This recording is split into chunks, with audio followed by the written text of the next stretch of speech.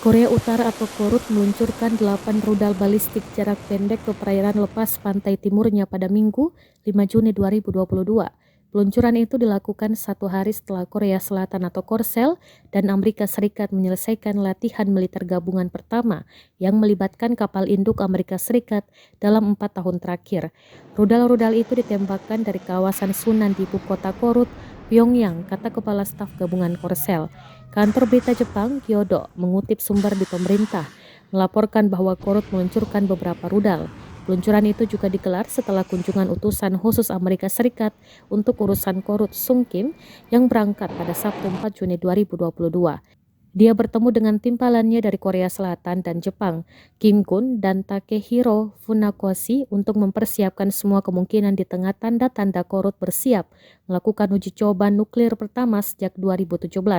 Washington sebelumnya menegaskan secara langsung kepada Pyongyang bahwa pihaknya terbuka terhadap upaya diplomasi, kata Kim, saat kunjungannya yang akan berlangsung hingga hari Minggu.